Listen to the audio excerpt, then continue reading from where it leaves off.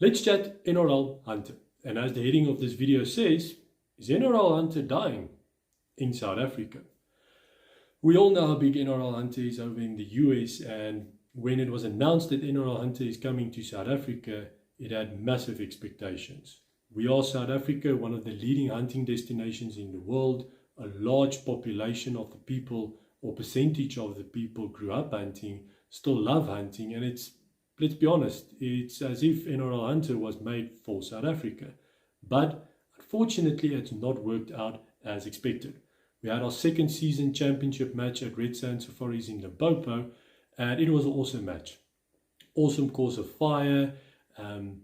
John Pinch from the US came over to compete, which was great, and a lot of our top shooters actually showed how good they are compared to international shooters. But the number of shooters that turned out for the match, very alarming. And if I've got it correct, we had less shooters at this championship match than we had in season 1, which means NRL Hunter is in a decline. And that's the reason for this video. I think NRL Hunter is probably one of the coolest competitive shooting formats out there, and I would like to do my best in making sure it stays and it grows. So one of the things that I feel contributes to NRL Hunter not growing at the rate it should in South Africa is the information that is out there, or the lack thereof. NRL Hunter is different than most other shooting formats out there. So long range, normal gong shoots, PRS, if they tell you at a PRS match that you are going to have a round count of 64, you will shoot 64 rounds, excluding your zero and your dope check. An NRL Hunter match is different. Yes, the round count is 64 if you have a very bad day. If I'm not mistaken, the average rounds that gets shot at an NRL Hunter match is probably between 40 and 50 rounds, excluding your dope check and your zero. If you have a very good day, only 32 rounds. So what I thought is I'll make a quick video, do a quick breakdown of what a stage is, how a stage works in NRL Hunter, especially for those out there that wants to come and join in at NRL Hunter. We've got a lot of guys in veldskiet and all different types of shooting disciplines out there that doesn't know anybody that competes in NRL Hunter, doesn't probably get all the needed information, and that's why they stay away. So hopefully this video helped you guys out there, and hopefully we can make the NRL Hunter community and the sport in South Africa grow. So a quick breakdown: if you compete at an NRL Hunter match, an NRL Hunter match is a blind match. It's a hunting simulation, so it is similar. You will not go into the hunting bushveld and have a booklet where they tell you will have an impala at 2 o'clock at 346 meters. It just doesn't happen. So an NRL Hunter match is exactly the same. So once you as a shooter, if it is your turn to go into a stage, it is blind. The entire match is blind. Every stage is blind. You will approach the RO. The RO will brief you. The RO will tell you that you've got 4 minutes to complete your stage from start to finish. So to make up a quick mock-up stage, you will approach the RO. The RO will tell you that, shooter, you have got 4 minutes on the stage. You have 2 positions. You will see them clearly marked. Let's say it is 2 rocks, okay? And you've got a ranging box clearly marked in green, and you've got an arc, let's say 2 droppers that's set out. So both your targets will be within that range. You don't go past the markers that's indicated to you up front. Every time, or most of the time, they will tell you, let's say for instance, this stage you've got 2 positions, you've got 2 targets, and both of them are impalas. The first impala will be located within a 10-meter radius of an orange marker. The second impala will be right and further of the first one. So you need to move to the ranging box. You need to find, range, and engage your targets.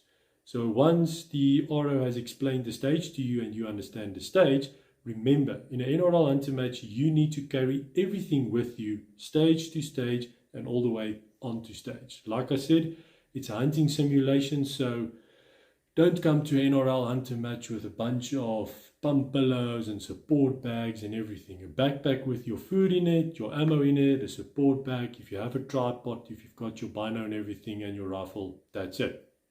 So once your stage starts and the RO says your time starts now, you will move to the ranging box. At the marked position, you will set up and you will grab your binos or your rangefinder. You will pick it up and you will see if you can find the first target. Now, usually the first target is quite easy to find.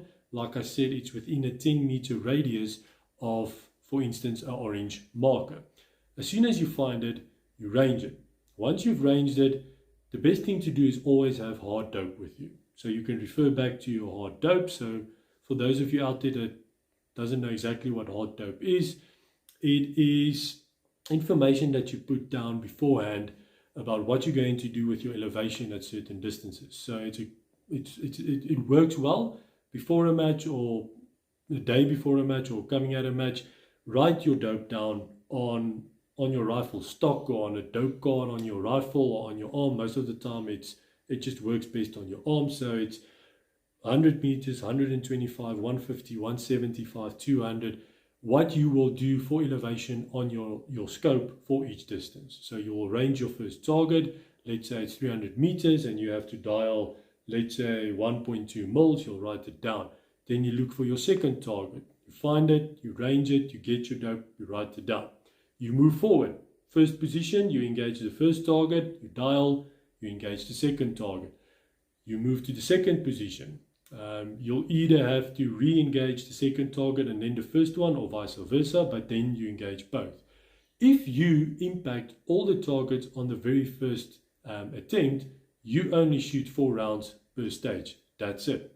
If you have to re-engage every single target on that stage, then only do you shoot 8 rounds per stage. So again, if you've got a good day, and even not a wild day, an average day, most of the guys shoot, let's say, 5 or 6 rounds per stage. And that's basically how our NRL Hunter stage is run down. So a quick recap: you will go in at your ranging box, you will set up, you'll find your first target, range it, write the information down.